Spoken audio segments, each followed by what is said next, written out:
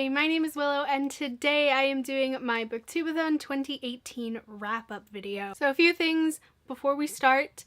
It is very hot in this room. I've got my filming lights on behind me, which are hot regardless, and it's hot outside, so if I am visibly sweaty, I apologize. Second, I got a really bad, you can't even really see it on camera, but I got a really bad sunburn yesterday. If you watched my Booktube-a-thon vlog yesterday, you will know that. I don't think it's picking up on camera very much, especially in my face. I've got concealer on and everything because my forehead is very red underneath all of the makeup. So also if you see maybe my hairline or the part of my hair looking a little bit pinker than the rest of me, that's why. Anyway, these are pointless disclaimers. Shouldn't even mention them, but I just thought I would because I'm definitely a bit out of it. Booktube-a-thon took a lot out of me, but I'm so grateful for it. I'm so happy that Ariel ran it again and everything. Really big kudos to her for doing this every year because it's such a big event, and I had a blast doing it. So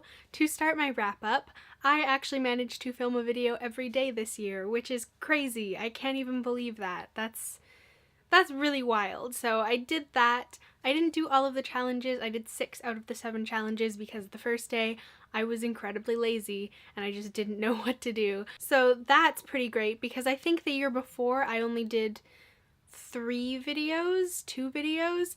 The year before that I definitely did daily videos, but last year I just wasn't able to do daily videos, so I'm pretty pleased with myself that I was able to do it this year. Not that that's a requirement at all for the Booktube-a-thon. And I managed to read 8 books during this week, which was crazy. I don't even know how I managed to read 8 books because I was working throughout the week and I was doing a whole bunch of other stuff, so I don't know how I managed that. Well, I mean, I guess I sort of do because 3 of them were graphic novels and 1 of them is a really short novel or novella. So anyway, without further ado, let's get into the 8 books that I read during the Booktube-a-thon. So the first book that I picked up was Saga Volume 8 by Brian K. Vaughan and Fiona Staples. I gave this 5 out of 5 stars.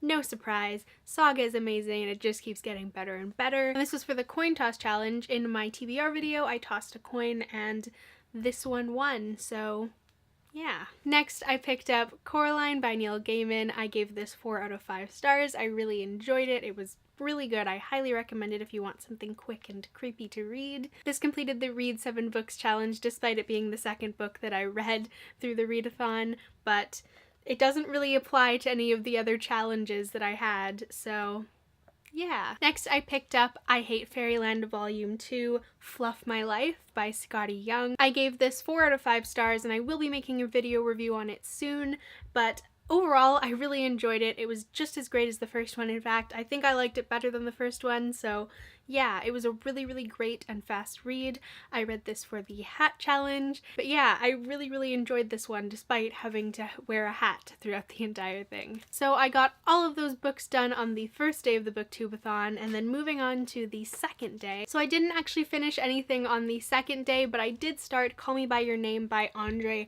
Eichmann?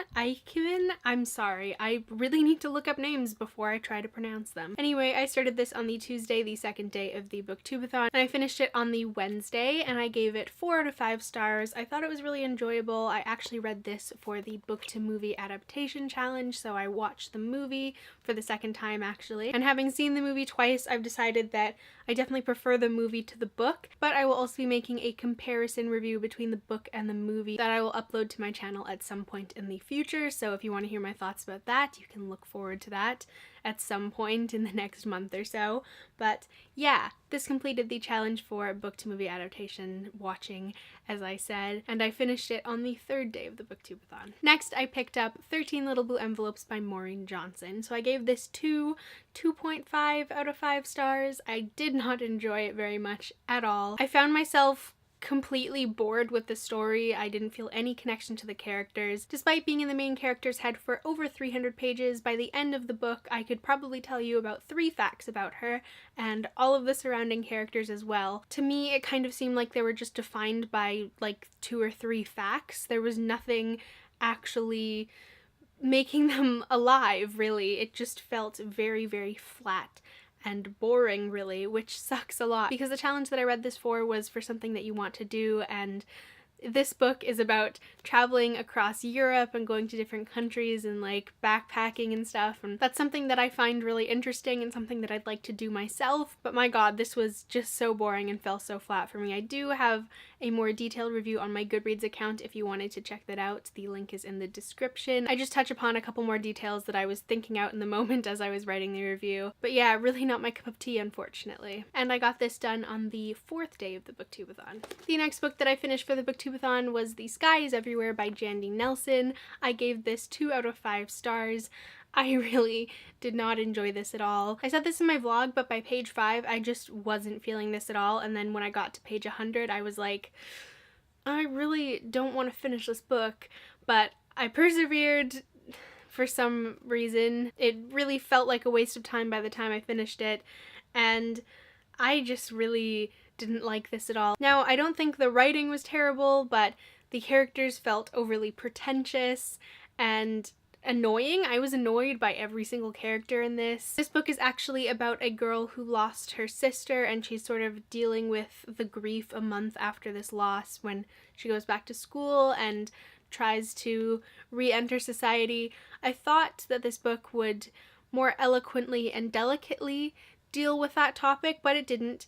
It sort of showed the musings of an extremely horny and inconsiderate teenage girl who didn't really learn anything at the end of the book. And you know, I'm all for messy teenage girls, but she didn't take anything away from this experience. All she did was keep fucking up, and maybe she was a little bit less of an asshole by the end of the book, but she was just insufferable through this whole thing, and I don't know, it just wasn't great to me, and I really do wish that I DNF'd it because it felt like a huge waste of time to me, unfortunately. And this book was finished on the 6th day of the Booktube-a-thon. The next book that I finished was Good Omens by Terry Pratchett and Neil Gaiman. So I actually started this on the 5th day of the Booktube-a-thon, but I didn't get it done until the 7th day because I fucking love this book.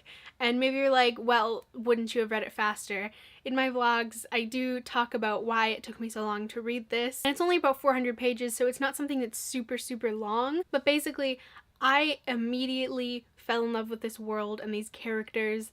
It was so rich and gorgeous and something that I was really needing. It was absolutely hilarious. The humor was very dry and British, which I absolutely adore. That's the kind of humor that I really love myself. And it was just such an interesting take on, I guess, religious figures, sort of, and the Armageddon and the devil and angels, and it's just so good. I don't want to really talk too much about it because I'm urging everyone to pick this up because it's fucking amazing. If you haven't picked it up already, please, please pick it up.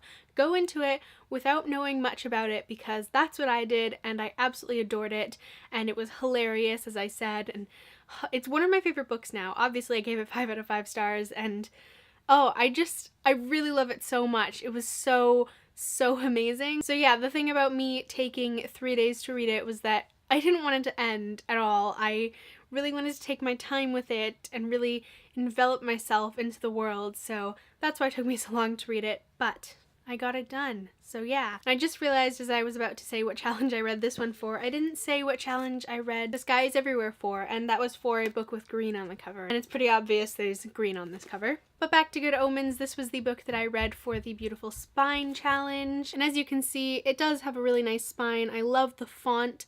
I love the little demon Crowley guy on the side. It's just, I really like it. I really like the cover design in general. It's really cute, I think. Well, not cute, but it's just nice. It's nice. And I did actually manage to pick up an 8th book during the Booktube-a-thon because I was procrastinating editing my last vlog, and I saw this on my shelf and I was like, I bet I can get that done after I had finished Good Omens on the final night. And that is The Black Monday Murders by Jonathan Hickman. I gave this 3 out of 5 stars. I thought it was okay. I didn't think it was anything special. I'm intrigued by the universe, but I'm not itching to pick up the next edition, or volume rather, but I don't know, it just felt very vague to me.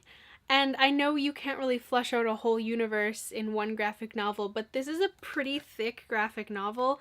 Goodreads says it's about 240 pages, and I just felt like there wasn't much there in terms of like world building and stuff. It was very much like throwing stuff at you, and in a way that didn't offer any explanation. So I'm sure in volume 2 it probably gets outlined more and the world is probably built upon more, but that kind of threw me off a bit and made me rate it lower, but it is intriguing, so you know. Alright, that is it for my wrap up for this year's Booktube-a-thon. Thank you so much for watching. I hope you enjoyed it. I can't believe that I managed to read 8 books, and I also can't believe that I've managed to make 7 videos in a row, and now 8, because this is going up on the Monday after the Booktube-a-thon is over, so yeah. That's actually really insane. So if you did the Booktube-a-thon, let me know down in the comments. Let me know how you did, what books you read. I'd love to chat about it down below. And I hope that you're having a wonderful day.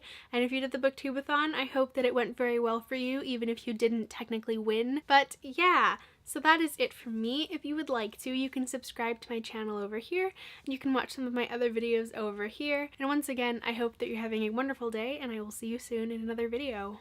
Bye!